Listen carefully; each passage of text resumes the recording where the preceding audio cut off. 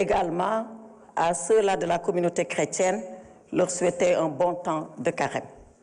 Monsieur le Premier ministre, la situation sociale de notre pays porte deux grandes tensions. La première est celle du monde rural. On l'a suffisamment évoqué depuis ce matin. Vous-même, vous êtes revenu tout de suite à l'instant. En tournée dans la région de Kaolack, vous aviez pris un engagement ferme et solennel. Vous aviez alors dit à la communauté paysanne que vous allez faire racheter 450 000 tonnes par la Sonacos. Or, au 30 janvier, votre gouvernement, et nous en avons les écrits, annonce que seules 126 000 tonnes ont été collectées jusqu'à cette date, c'est-à-dire déjà en deçà de 250 000 tonnes habilitées par la Sonacos et bien en deçà du chiffre que vous venez d'annoncer tout à l'heure. Il reste alors dans les bras de nos paysans 324 000 tonnes alors que l'hivernage va arriver dans 4 mois. Que vont-ils faire avec les 324 000 tonnes? J'ai entendu, Monsieur le ministre du Commerce, il y a encore beaucoup d'efforts à faire pour nous convaincre. Pour ce qui est des universités, deuxième lieu de tension, le problème est parti du paiement des bourses des étudiants, comme d'ailleurs il en est ainsi pour les bourses de sécurité familiale, dont le paiement est attendu à ce jour par les bénéficiaires, et j'y reviendrai. À l'université, la tension a culminé avec l'intervention des forces de l'ordre et la mort atroce du jeune Abdoulaye Ba, à la famille duquel nous présentons les condoléances, suite à une violence inouïe, portée y compris jusque dans les chambres des universités. Vous l'avez dit, Monsieur le Premier ministre, vous étiez parti en prévention. Mais finalement, il faut le reconnaître, le remède a été pire que le mal. Si c'était pour empêcher que le restaurant et la bibliothèque ne brûlent, finalement, on s'en est sorti avec un mort. Au-delà de la polémique, née du paiement des bourses. Et j'ai écouté Monsieur le ministre de l'Enseignement supérieur. Est-ce que ce sont des rappels? Est-ce que ce sont des bourses? Est-ce que c'est dû? Est-ce que ce n'est pas dû? Renouer le dialogue avec la communauté estudiantine. Et faites que les étudiants reprennent les cours, parce que c'est ça que nous attendons. Il faut que les étudiants reprennent les cours et nous vous engageons à le faire. Alors, ici, pour ce qui concerne le monde rural, comme pour les étudiants, comme pour le paiement des bourses de sécurité familiale, quelles sont les mesures que vous pouvez annoncer à vos compatriotes et des mesures concrètes pour régler ces problèmes? Ma jëlaat ko ci olof suñu mbokk béykat yi ñoo ngi doon ak seen gerte di xaar ku ne yaa ngi seet nooy tojee sa bopp kaña. Premier ministre dañ leen war a dimbale pour seen gerte bi bañ a des seen loxo ndax taw yaa ngi ñëw te war nañu jaay gerte boobu. Xale yi nañ jàngiwaat loolooy wax ji du xuloo du dañu fay duñu fay ñii nangam na xale yi jàngiwaat parce que loolu la ñu xaal ci développement réew. Léegi nag par rapport aux bourses de sécurité familiale loolu dañ ko fi defoon pour ñi gën a néew doole ci néew ji doole yi am as tuut lu ñu mën a yor. Boobu ñaari at ba léegi bi ngeen fi toogee fayu leen ci benn dërëm. Ñu ngi naan oui dañuy defar registre bi ñu ngi caytu waaye caytu ñaari at mu ngi bëgg a yàgg de ñaari at ci saytu mu ngi bëgg a yàgg. Donc mbir moomu régler leen ko ngeen fay nit ñi lu ñu moom parce que seen alal la parce que dañ leen ko dig te loo diggee nag dañ ko war a def. Defe naa loolu yéen a ngi wax mois de mars a ngi ñëw jublu leen ci loolu nit ñi jot seen xaalis ndax dañ koo soxla. Asalaamaaleykum wa rahmatullahi taala wa barakatuh. Merci beaucoup. Non,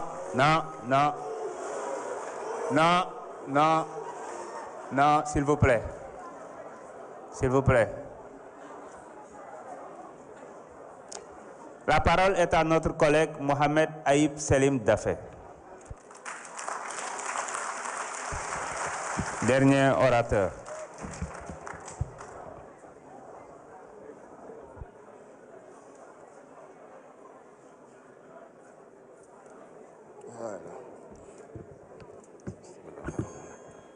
Merci beaucoup, Monsieur le Président, Monsieur le Premier ministre, Mesdames et Messieurs les membres du gouvernement, chers collègues, maa ngi leen di nuyu.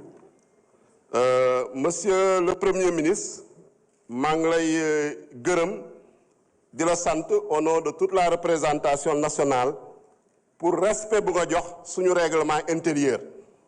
parce que article 104 règlement intérieur bi moo wax ñetti weer yu ne premier ministre ak gouvernement bi war na fi ñëw pour question d'actualité au gouvernement ñun suñu assemblée nationale bi daf nañ 15 mois ñoo ngi fi ñëw nga fi bii mooy 4e fois bi nga fiy ñëw donc loolu di wane respect bu nga jox assemblée bi respect bu nga jox suñu règlement intérieur ak respect bu nga jox peuple sénégalais parce que wax nga ko exercice de vérité la exercice de responsabilité la ak exercice de redevabilité te yaa ngi koy def ba mu mot sëkk donc ñu la siy gërëm di la sant suñu ñëwee sur le fond effectivement wax nga ko opposition bi dafa dëgër fit rek nappaate nañuy def waaye amuñu fi dara luñ fiy wax parce que soo déggee koo xam ne nekkoon na fi premier vice-président assemblée nationale daf na fi ñeent mandat. Attendez.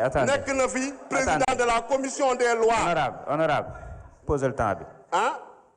non déglu ma nu ko neex lay poser question bàyyi nit ñi liggéey. nga bàyyi arrêtez quand même.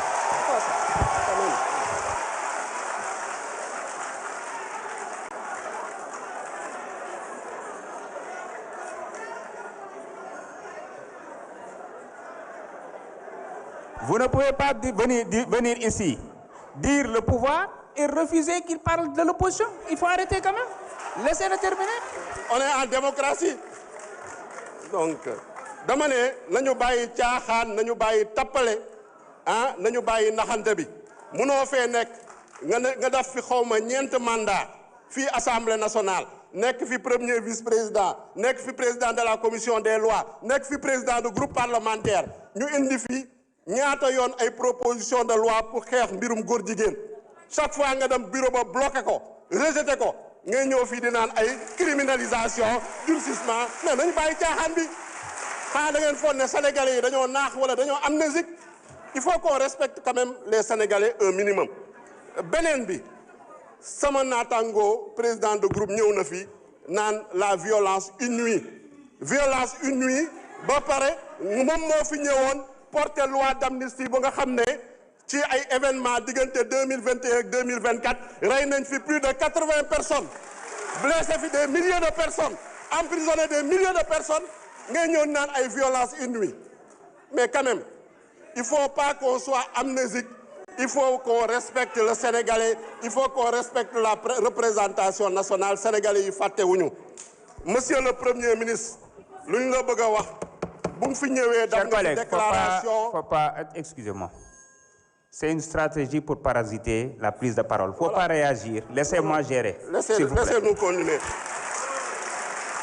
on a quand même l'habitude face à ces petits opposants là ils ne nous inquiètent pas laissez-nous continuer donc ce que je veux dire monsieur le premier ministre ñëw nga fi présenter déclaration de politique générale ñëpp gis nañu sa déclaration de politique générale lu nga fi wax par rapport ak ambition bu nga am par rapport ak rupture bu nga fi bëgg a indi par rapport ak le plan de redressement économique et social gis nañ ni par rapport aux résultats yu ngeen fi présenté yéen a nga ci yoon bi ñoo ngi leen di encourager ñoo ngi leen di féliciter en tout cas le groupe parlementaire Pastef les Patriotes est derrière vous et va vous accompagner pour l'atteinte de vos objectifs tey les résultats sont tangibles sur tous les plans baisse des prix wàññi nañu carburant bi wàññi nañu électricité bi ba pare wis leen dolli ci gagné Coupe d'Afrique des Nations donc lan ngeen bëggati nañu waxane dëgg bàyyi leen caaxaan yi ak tappale yi respecté ñu munoo fay ñëw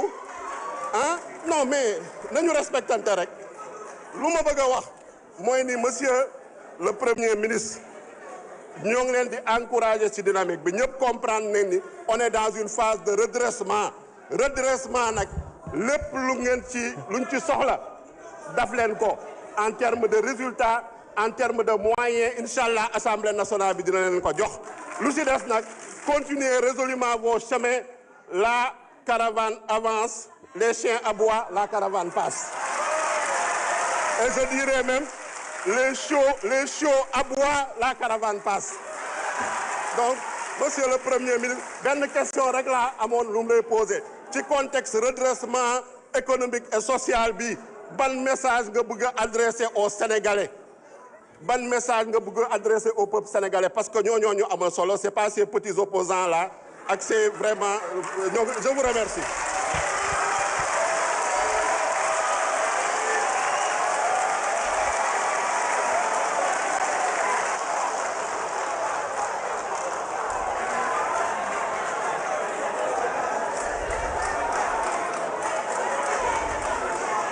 Merci beaucoup. Merci beaucoup.